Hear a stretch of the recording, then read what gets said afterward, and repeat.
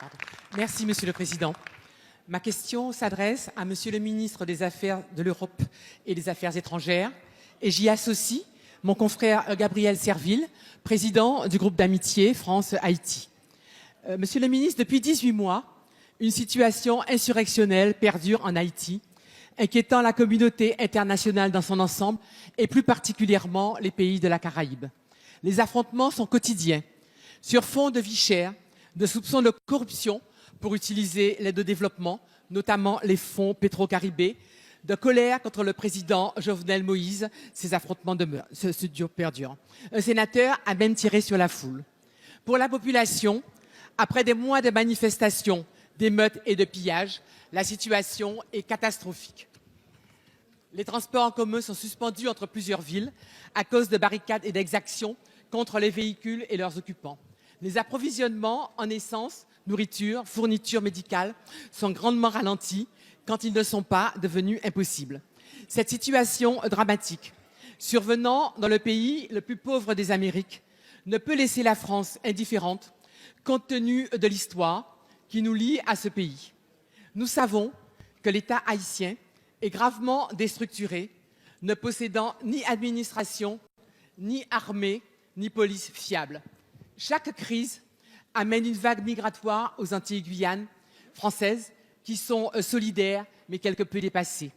Monsieur le ministre, quelle analyse la diplomatie française propose de ces événements? Quelles initiatives la France compte-t-elle prendre dans les prochaines semaines pour encourager le retour au calme dans ce pays, victime tragique de l'histoire? Comment peut-elle susciter dans le contexte actuel une intervention rapide et efficace de l'ONU? Je vous remercie. Merci, Madame la députée. La parole est à Monsieur Jean-Baptiste Lemoyne, secrétaire d'État auprès du ministre chargé de l'Europe et des Affaires étrangères. Merci beaucoup, Monsieur le Président, Mesdames et Messieurs les députés, Madame la ministre Paul Angevin. Nous partageons votre analyse. La situation en Haïti est particulièrement préoccupante depuis le mois de juillet 2018. Effectivement, un certain nombre de mouvements insurrectionnels se sont déroulés avec une recrudescence depuis la fin du mois d'août. Cela a conduit, hélas, à déjà 42 morts depuis début septembre, à plusieurs dizaines de blessés. L'ambassade de France, l'Institut français d'ailleurs, ont été la cible d'actes de vandalisme. Et je tiens également à saluer l'engagement, le dévouement de notre ambassadeur, de son équipe, pour faire face à ces événements. J'ajoute que la situation politique est aujourd'hui totalement bloquée. Le nouveau gouvernement n'a à ce stade pas été investi. Et donc, face à cela, nous menons de front plusieurs priorités. Une de nos priorités, naturellement, d'assurer la sécurité de la communauté française, de prendre un certain nombre d'actes par précaution. Nous avons ainsi laissé fermer le lycée Alexandre Dumas à l'issue des vacances de la Toussaint pour éviter toute prise de risque. Notre priorité est également de prévenir une situation humanitaire qui se dégrade. Il faut avoir en tête que 4 millions de personnes sont en insécurité alimentaire, c'est 40% de la population.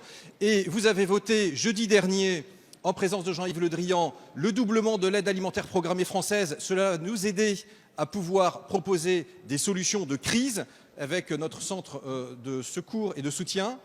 Et puis, notre dernière priorité, naturellement, est bien de soutenir la reprise d'un dialogue. Le président de la République d'Haïti doit naturellement être à la hauteur des circonstances et nous l'accompagnons, s'il le souhaite. Nous accompagnerons la société civile, les forces vives d'Haïti pour pouvoir, avec l'OIF, avec l'Union européenne, faire en sorte que ce dialogue puisse avoir lieu. Merci, il y en a grand besoin. Je vous remercie.